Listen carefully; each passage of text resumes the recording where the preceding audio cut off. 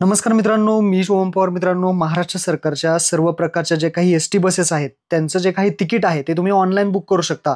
घर बसल्या तुमच्या मोबाईलमधून बुक करू शकता.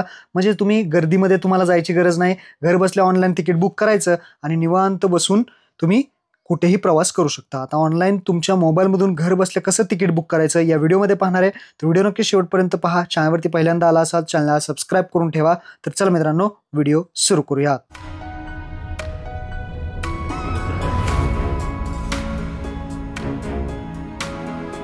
सर्वात प्रथम तुमच्या मोबाईलमधून प्ले स्टोअर ओपन करायचं आहे. प्ले स्टोअरवरती सर्च करायचं आहे MSRTC. MSRTCचं जे काही हे ॲप्लिकेशन दिसतंय MSRT बस रिझर्वेशन, हेच ॲप्लिकेशन आपल्याला इन्स्टॉल करायचं आहे. या ॲपची लिंक तुम्हाला खाली मी डिस्क्रिप्शनमध्ये सुद्धा दिलेली आहे. हे ॲप्लिकेशन इन्स्टॉल करून ओपन करायचं. ओपन केल्यानंतर याला परमिशन द्यायची आहे, ॲक्सेप्ट करायचं आहे आणि इथं आल्यानंतर तुम्ही पाहू शकता वरती तुम्हाला साइन इन आणि रजिस्टरचं बटन दिसेल, त्यावरती क्लिक करायचं आहे. साइन इन रजिस्टर बटनावरती क्लिक केल्यानंतर आपल्याला इथे पहा साइन इन रजिस्टर पुन्हा इथे दिसेल ऑप्शन, त्यावरती क्लिक करायचं आहे. आता इथे आपल्याला क्रिएट अँड अकाउंटचा एक ऑप्शन आहे खाली, क्रिएट अँड अकाउंट वरती क्लिक करायचं आहे. इथे आपलं अकाउंट उघडून घ्यायचं आहे, ज्यामध्ये आपलं नाव टाकायचं आहे, त्यानंतर जेंडर मेल फिमेल जे असेल ते, जन्मतारीख, ईमेल ID, मोबाईल नंबर आणि एक पासवर्ड तयार करायचा आहे आणि रजिस्टर बटनावरती क्लिक करायचं आहे. तुमचं इथे अकाउंट तुम्ही उघडून घ्या. अकाउंट क्रिएट झाल्यानंतर तुम्हाला पुन्हा इथे यायचं आहे आणि आपला अकाउंट बनवताना जो काही ईमेल ID आणि पासवर्ड टाकला होता तो इथे टाकायचा आहे.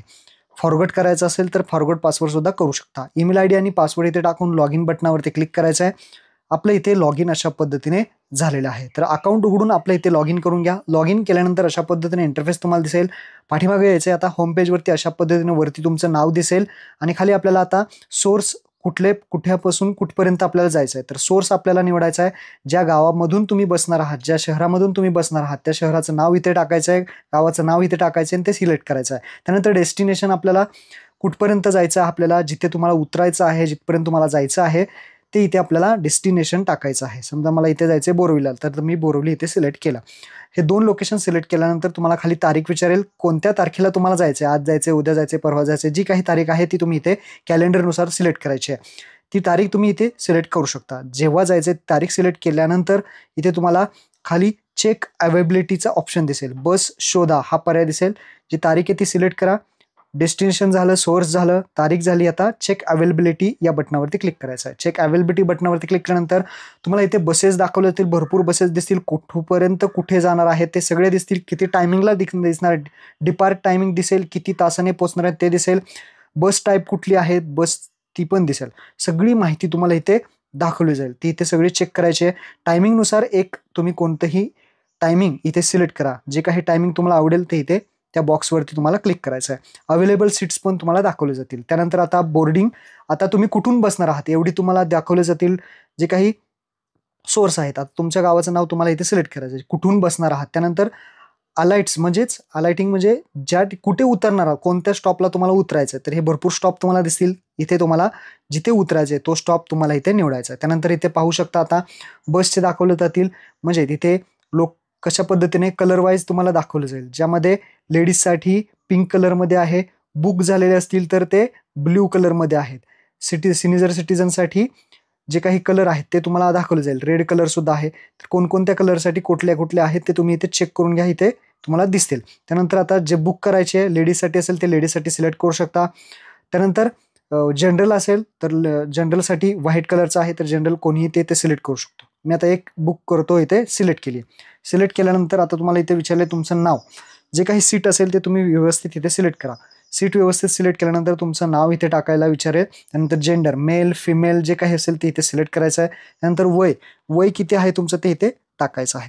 आता मी फिमेल जर सिलेक्ट केलं तर तुम्ही इथे पाहू शकता ऑप्शन आलेले आहे. सिनियर सिटीजन असेल तर पॅन कार्ड लागेल, अमृत योजनेअंतर्गत पॅन कार्ड लागू शकतं.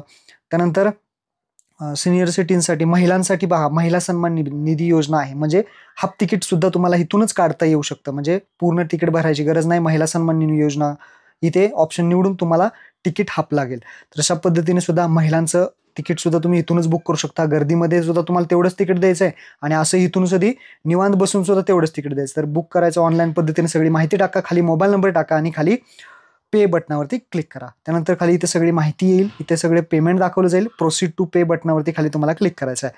सगळी माहिती चेक करा. त्यानंतर पेटीएम बटनावरती क्लिक करा. पेटीएम बटनावरती क्लिक केल्यानंतर पुढे येणार आहात. पुढे तुमच्याकडे काहीही ऑप्शन इथे दिलेले आहेत. तुम्हाला आता समजा UPI हा ऑप्शन निवडा, म्हणजे सोपं जाईल.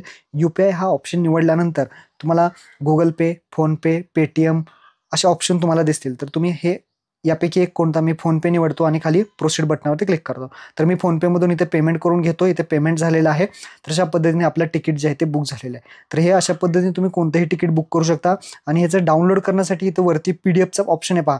या PDF बटनावर जसं तुम्ही क्लिक कराल वरती कोपऱ्यामध्ये, तर तिथे PDF तुमची डाउनलोड होईल तुमच्या मोबाईलमध्ये. अलाव करायचं आहे. PDF डाउनलोड झाली. आता ही मोबाईलमध्ये आपल्या ठेवायची आहे आणि एक आयडेंटिटी, आधार कार्ड वगैरे ठेवा. हे पहा PDF झालेले. आता ST मध्ये तुम्ही गेला तर फक्त हे तिकीट दाखवायचं आणि जर तुम्ही कोणत्या योजनेअंतर्गत जर भरलं असेल तर तुमचं आधार कार्ड किंवा पॅन कार्ड तुम्ही दाखवू शकता. सिनियर सिटीजन वगैरे असेल तर आधार कार्ड, महिला सन्मान निधी काही दाखवायची गरज नाही, जनरलला काही दाखवायची गरज नाही. अशा पद्धतीने तुम्ही ऑनलाईन तिकीट बुक करू शकता. महत्त्वपूर्ण हा व्हिडिओ होता. सर्व मित्रांना शेअर करा. धन्यवाद. जय हिंद, जय महाराष्ट्र.